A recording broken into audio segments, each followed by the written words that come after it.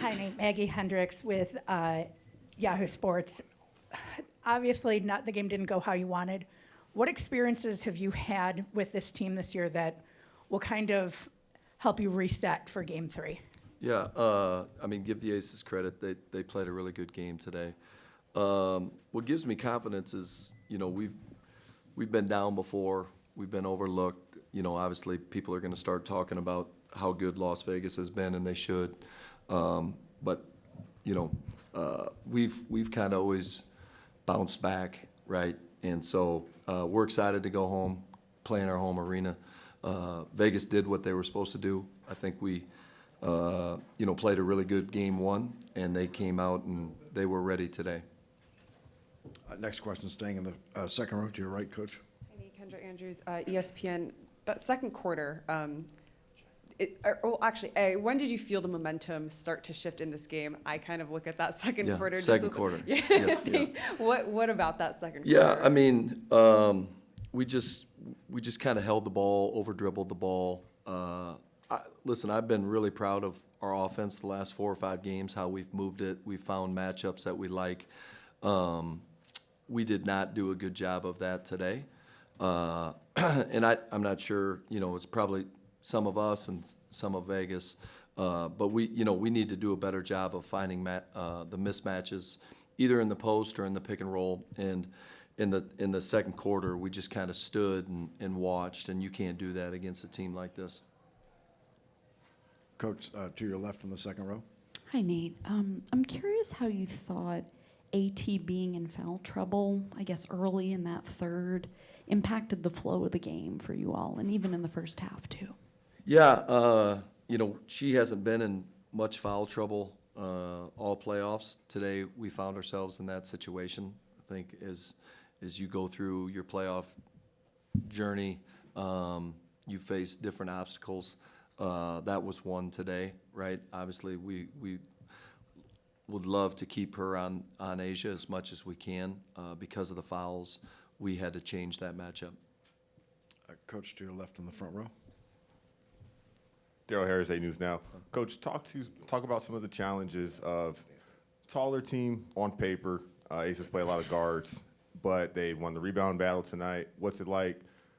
What are you telling your players to prepare for the smaller defenders on the inside, scrapping hands at some of the balls and coming away with the rebounds? Yeah, they've got a veteran group. They've played undersized or small with 4 guards around Asia all year. They've done a great job with their switching package. And then, those guards playing down there in the post. And we just need to recognize and understand that it's because we have a size advantage, it's not going to be easy, right? And so we got to be stronger with the ball. And if we don't like it, we got to move it. Coach, standing to your right.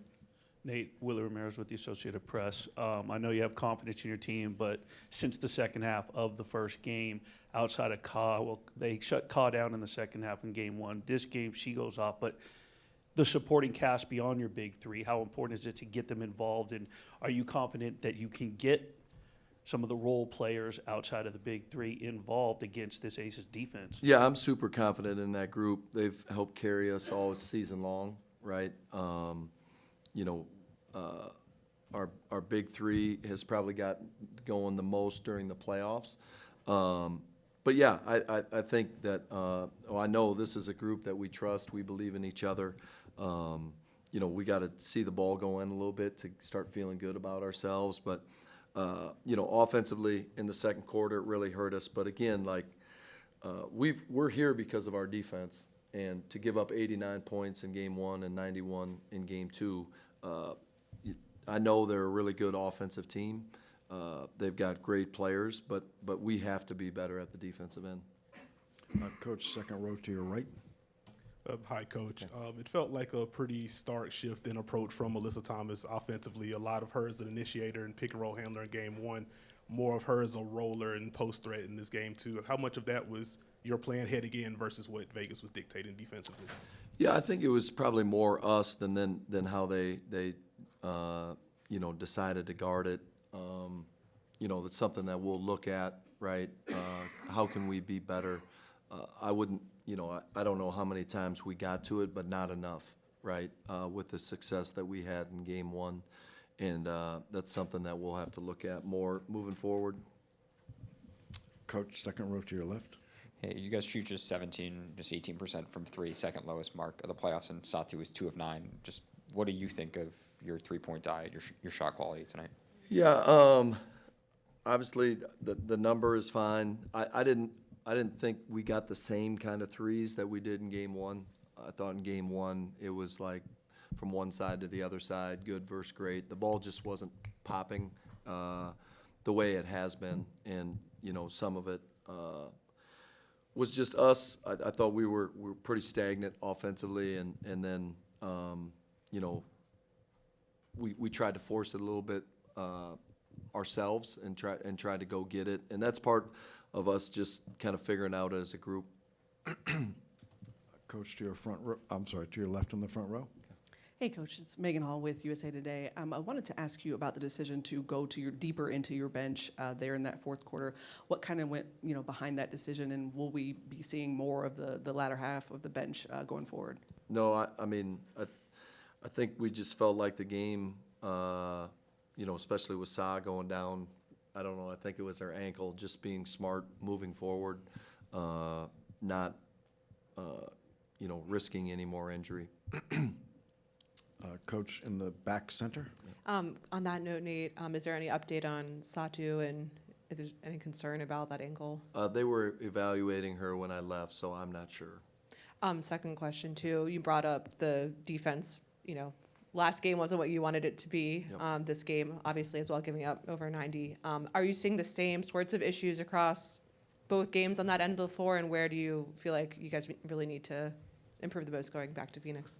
Yeah, I would say every game brings something different, right? Last game, their bench really got going with Jewel and Dana, and we did a pretty good job on Asia and Jackie. Asia and Jackie were better today. So, I think just overall, like our commitment and tenacity and toughness at that defensive end, we need to find that. And I think going home with that crowd behind us, we'll be better defensively. All right, we have time for just a couple more. Coach, next question, front row to your left. Hi, Coach. Nate Johnson, Cronkite News.